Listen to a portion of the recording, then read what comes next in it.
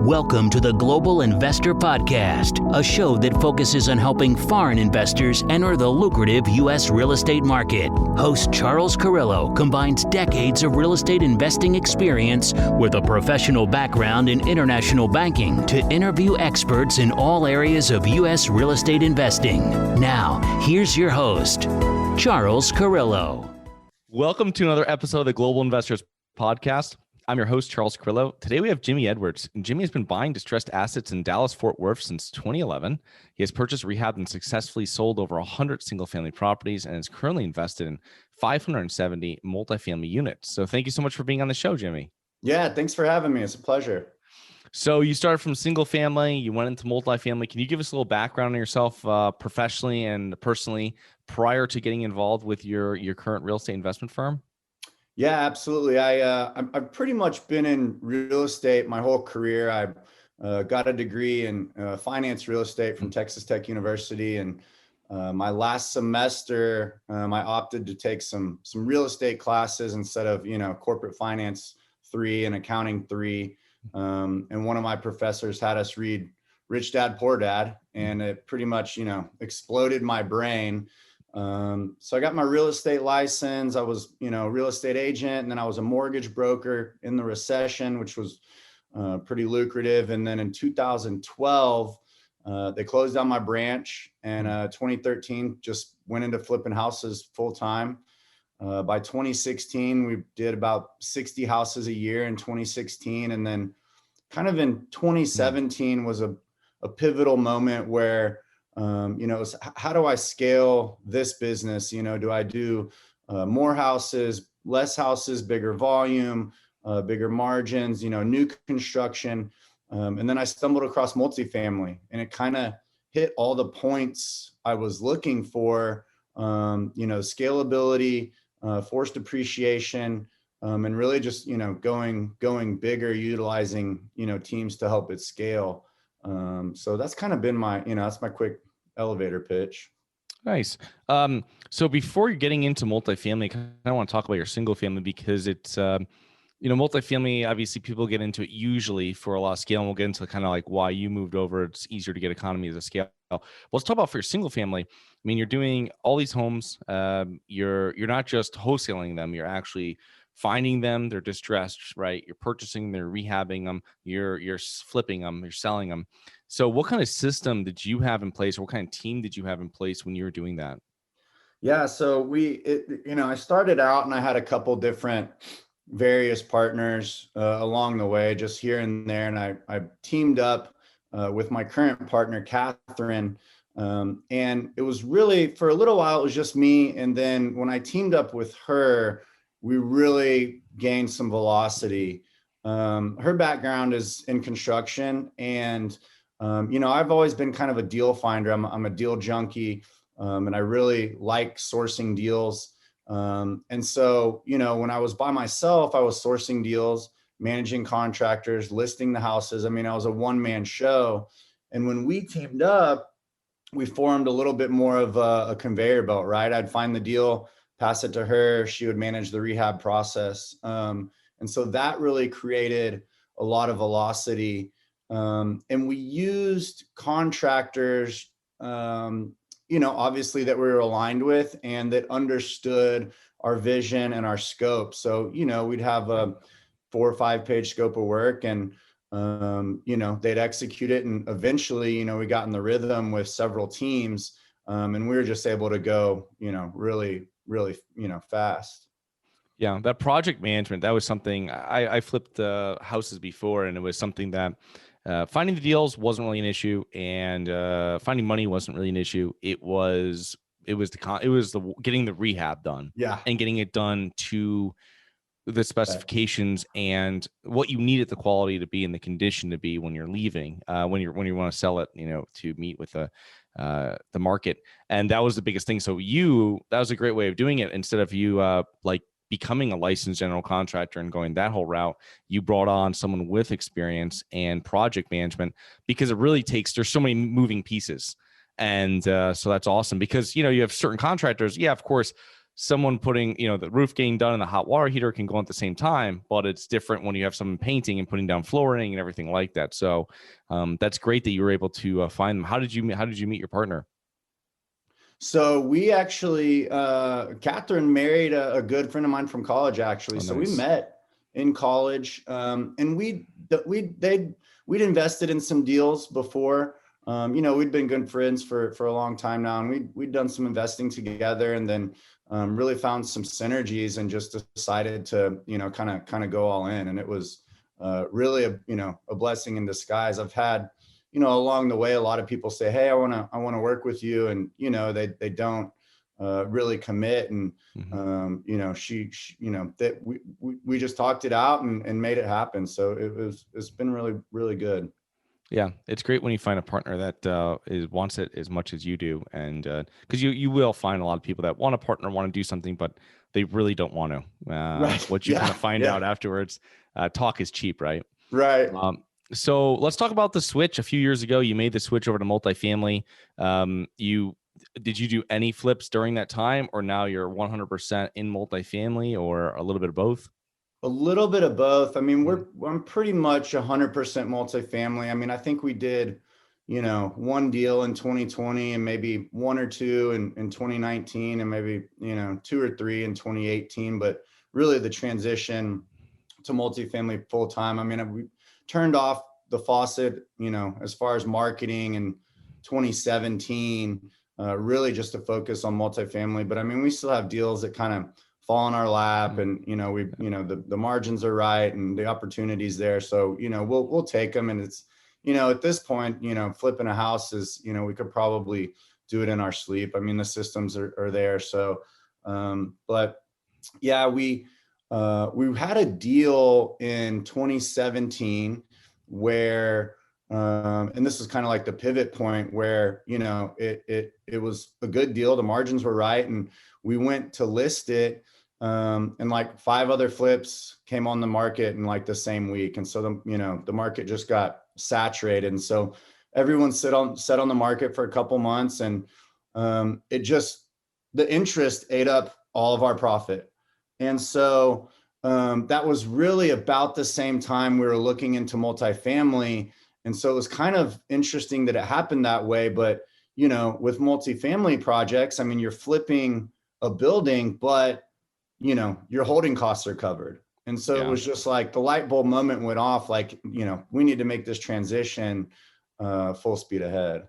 Yeah, that makes perfect sense, because when you're flipping, even the cost of money is very expensive with single family flips, with the hard money. And even if you're going to a private lender, I mean, you still have to pay that, most likely paying that every month, interest only. Plus you're paying this exorbitant amount of insurance because it's a vacant property. Plus you're paying, you got the tax bill coming, you got the tax man after you. So it's like, you have this window of, you talk to like some flippers like, oh yeah, it's 100 days. We want to give it through it. And then there's another one, like when you start getting over like 180 days on a flip, I mean, you're every day, there's no more value you can add into the property. It's done. Right. I mean, you just need to unload it. And the same thing, same thing. It was also very transactional, which I hated. I mean, obviously you have more of a system in place, but that's one thing is I didn't mind doing the legwork with multifamily, because I was like, okay, I've got this asset for years. So I don't care if it stinks for a month from me doing this, getting this all put together and doing this, or a few months, whatever it is to get the thing up and running initially. But it's just, I mean, if you don't have any income coming in, you're now covering all those expenses throughout the whole process, and then just hoping that you can sell it for what you planned on from earlier. Right. Yeah. 100%. And there's been some times where the market has decreased, and that, didn't work out as good as we'd hoped. And then, in the past couple of years, it's been, the market can help you if you make some mistakes. But, that's one of the things I really liked about multifamily is it's not based on comps so much as it is, driving NOI, right? I mean, if you're pushing rents while it's sitting there, then, you're adding value. Yeah. So we went over all these great points about why multifamily is great and why we don't like single family, but tell us about how you got involved in multifamily. Like, what was your first deal? Did you come in as an active? Did you come in as a passive investor like a lot of people do? Sure. So we, just like every other, flipper, we we kind of set our goals. You know, we thought we were going to do a 20 unit deal ourselves. And I, throughout that process, realized that all of my real estate experience was still not enough for the lenders. You know, we went to the bank and said, hey, we got this good deal. And they said, you know, what experience do you have? And I said, you know, I flipped 100 houses. I'm a real estate broker. And they said, well, you know, what's your multifamily experience? And I said, well, none. And so it was kind of a pivotal moment there where, you know, we realized the power of, you know, teams. We didn't get that deal, but through the process, we were, you know, engaging with people in our, you know, database and talking to folks. And we actually were running comps and saw a deal, you know, in the neighborhood, looked up the tax records, and Katherine actually knew the owner. So she called him and started up a conversation and, you know, told him we were looking to get into the multifamily space. And then a couple months later, you know, we got a phone call from him and he said, hey, I've got this 16 unit deal. It's a super heavy lift. I know y'all have experience. You're looking to get into the game. It's a lot more work than, you know, I want to commit to, but it could be a great deal if we all team up. So we ended up doing this 16 unit deal together. It was a townhouse reposition. I mean, it was pretty much an F, and we took it to a C plus, you know, Wow. rents from 550 up, you know, 1150 when we were done. And it was a great start of a relationship. We ended up doing another 100 unit deal after that, 116 unit deal, and then actually 1031 that 16 unit deal into a 120 unit deal. So I mean, you know, it was a really good experience. But in that process, before we got involved in that deal, I did make, you know, some passive investments to learn, you know, to kind of see from the other side, right? And I think that was really helpful, you know, now being on the, you know, GP side, you know, I know, you know, how to treat, you know, my investors because my expectations as a passive, you know, kind of came from that. So. Yeah, that's a super heavy lift. And obviously with hundreds of single family homes, rehabs under your belt, it's not something that you really have to kind of worry about right on your end. But I imagine you wouldn't suggest someone starting out to do something like that in their first rehab without this type of experience that you have. Yeah, I mean, I would say the team is crucial. You know, luckily we had a team that was experienced in those types of deals. And, you know, that was actually a good stepping stone into our first syndication. We found a 100 unit deal that was 50% occupied. And there wasn't a ton of competition going after that deal because most people don't have the time or expertise. And so for us, we had a little bit of a competitive advantage because our team was, you know, ready, willing, and able to undertake that type of asset. When you were putting together your numbers on that deal, did you come in pretty close to what your renovation budget was, or did you guys underestimate it or overestimate it?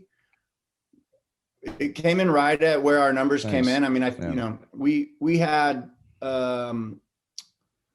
padded the budget with some contingencies and also with operating income because it was, you know, we bought it and it was not cash flowing. It was actually in the red. So we had extra rehab, and, you know, it was a funny story. We went into the deal and, you know,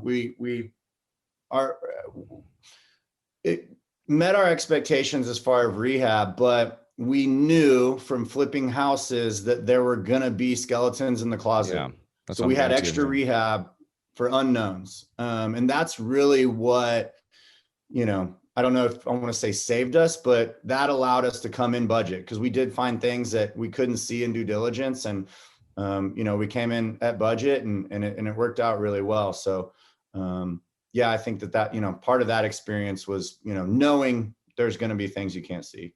Yeah. And even finding places that are advertised or you feel are like a turnkey or already renovated type property. I mean, there's someone that's done that, and to make it profitable, they've probably not renovated and fixed everything. And there's probably some things that are going to have to be done. So even if you're walking into something, oh, it's all done, even though it's rented, you still have to put together some sort of reserve and renovation type budget, even if it's minimal. Because I bought properties like that before, and it's like, small things compared to the overall property, but it still costs money, and it's not something that you want to rely on your cash flow from, especially if you have investors that you're telling, hey, in the first 90 days or 180 days, you will get your first distribution, and you're not able to do that if you have to use part of it or all of it for these renovations. So let's talk about now. What's your current criteria and strategy when you're investing? So my box is, we're looking for 100 to 200 unit deals. I probably, 70 to 100% occupied, right? I think there's opportunities in all of those deals. I'm always open to distressed assets. I think you get, a little bit of, a competitive advantage there. We've bought some stabilized deals, where the seller maybe did the reposition. They took it from 50% to 90%. And then, there's opportunity for us to take it even further. And then I really, really like the deals, which you and I both know are harder to find, that are, 100% occupied, because that, rents are too low, right? Yeah. We really like all of them. I think that, as we move forward, cap rates are compressing between, A and C assets. And I think there's a lot of opportunity in B, something that still has, is outdated, but, a little bit nicer asset than some of the older ones. We have several strategies. We have, kind of two boxes, right? So I'm looking for deals that, we can raise capital on, that we syndicate. We bring on all our LPs and, make them money. And then we're also looking for deals that maybe have a little bit smaller raise, and we can kind of move this 1031 machine down the road. So we've kind of got two lanes moving all the time. And I think it allows us to, kind of keep our peripherals open a little bit wider instead of being super, super specific. Yeah, no, I definitely agree with that. That's something that we do. We have a syndication route, and then we also have the JV joint venture route, where we are, which we've been a little bit more active on lately with smaller deals, because, everybody's looking for what every syndicator wants, which is 100 plus units, B- area, C+ quality, all this kind of stuff. For sure. So, you have to get creative with it, which definitely is like you are, because I think a lot of people shy away from the heavy lift, which doesn't scare me if the operator like yourself that you're partnering with or that you're with in the deal has the infrastructure and the team in place for renovation, which is super important to be able to do the project management on it and have experience doing it, not learning it on the fly with this deal you're doing, Right. So let's talk about that. What does your team look like now, and what is your role on it, Jimmy? So it's really pretty similar.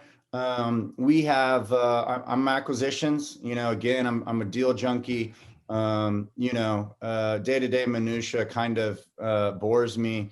So I really try to focus on what I'm good at, and that's, chasing deals, building relationships. Katherine, again, is really managing the CapEx. And then we co-sponsor with people, that are really, really good at, kind of back office stuff and operations and asset management. We're heavily involved in that too, but, it's really good to have, people on your team that are more, a little bit focused on, computer type stuff. When we're out looking at deals, it's nice having someone, that likes to be in the office. And then, partnering with, JVing or partnering with people that, maybe have, more, capital to bring to the deal. Cause that's a time consuming, process, raising capital. Right. So, if we have, deal finder, CapEx manager, operations, and then capital, those are the four components we really need to have velocity. And so that's really kind of how we've tried to, build our team. Yeah. And you really need one person at least for each of those roles if you really want to have deal flow and you really want to be able to do asset management on a deal. And everything, raise money and have all the other pieces covered. So what software does your team use daily? We really, our biggest is investor management tool. We use Syndication Pro. And that has been really significant. I mean, again, going back to paperwork and computers and, just investment docs and K1s and distributions. I mean, having, when I started in 2017, like, there was maybe one company that did it. And it wasn't, very popular at the time. And so really just streamlining investor relations has taken a lot of, back office stuff off the table. Yeah, for sure.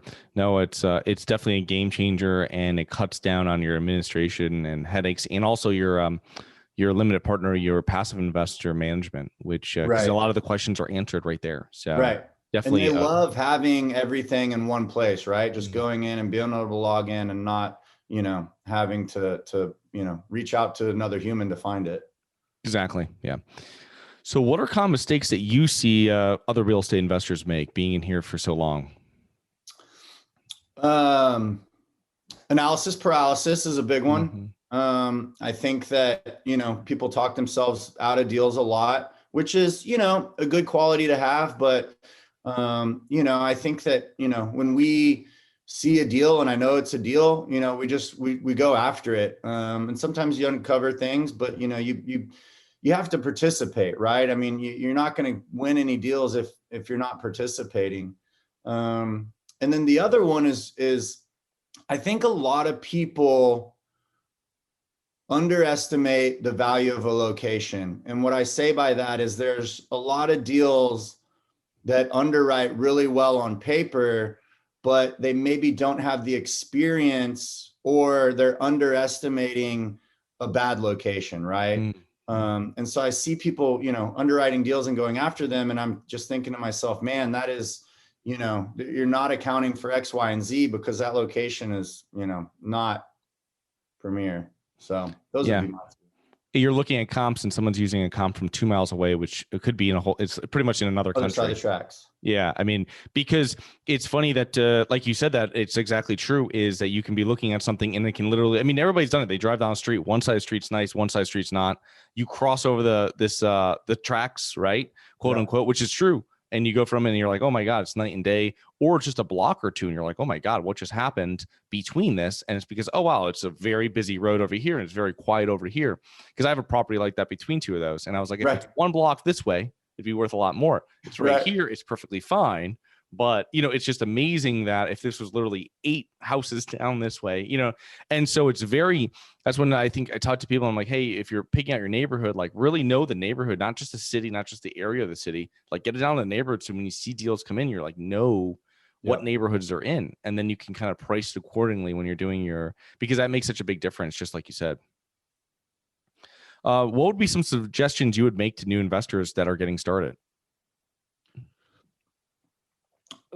Participating, really. I mean, just participating, and whether that's, investing as a limited partner, being a passive and kind of, I mean, that was what I did. I thought I knew everything, and I decided to invest passively to try to learn the business. And, I probably underwrote 5 or 6 deals that were being offered before I made my first one, because I still didn't understand, what I was doing. And so if, as a passive, I would say just, participate, underwrite offerings. And then, if you're looking to be a lead, GP, again, just participate, right? Like, there's a lot of deals out there, and we're not going to win them all, but, when you're making offers, you're engaging with the broker and you're building a relationship, and maybe that deal doesn't work out, but I can say, hey, when you do find something that fits my box and maybe you need someone to move quick, call me. And that's really worked,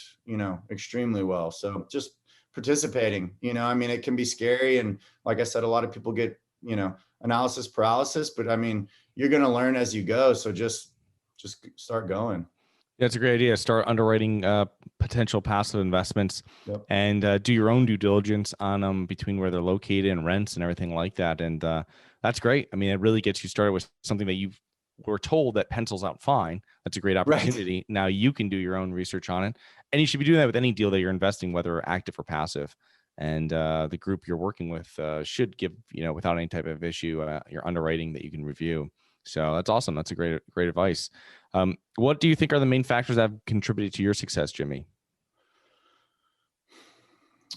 Being open-minded and really, learning that I can't do it all myself. Mm-hmm. I was never really ego-driven, but, I always had this want to figure things out and to, conquer certain things. And as I grew, I realized, I'm really, really good when I focus on one or two things. And when I focus on my superpower, it helps the rest of the team. And just because I hate doing paperwork doesn't mean that there's not someone out there that loves doing paperwork and hates chasing deals. And so, and I think that comes from, I read a book called The Who Not How. I think it's Dan Sullivan. But really, finding the who's on your team, that have their unique ability. And I think, we all grow together and we can do more together.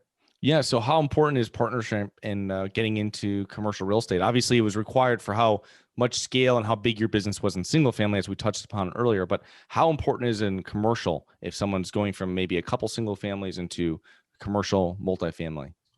I mean, I think it's huge, right? Because I think that,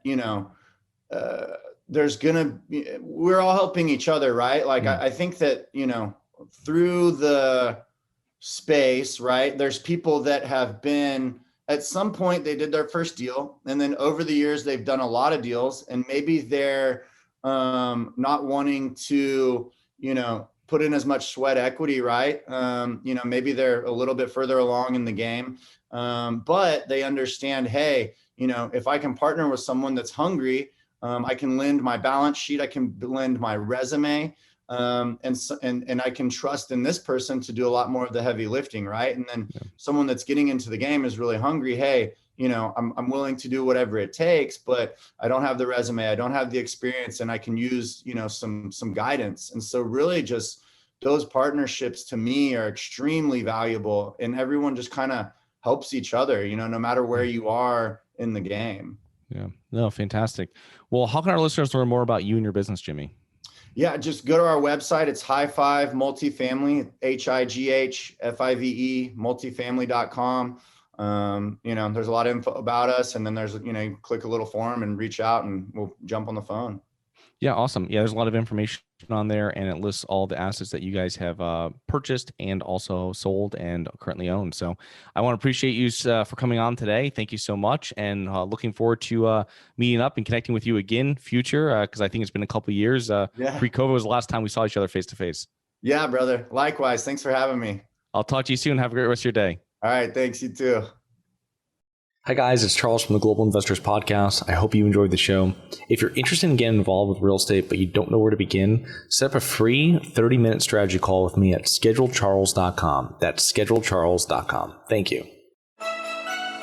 Thank you for listening to the Global Investor Podcast. If you like the show, be sure to subscribe on iTunes or Google Play to get new weekly episodes. For more resources and to receive our newsletter, please visit globalinvestorpodcast.com. And don't forget to join us next week for another episode. Nothing in this episode should be considered specific, personal, or professional advice. Any investment opportunities mentioned on this podcast are limited to accredited investors. Any investments will only be made with proper disclosure, subscription documentation, and are subject to all applicable laws. Please consult an appropriate tax, legal, real estate, financial, or business professional for individualized advice. Opinions of guests are their own. Information is not guaranteed. All investment strategies have the potential for profit or loss. The host is operating on behalf of Syndication Superstars, LLC exclusively.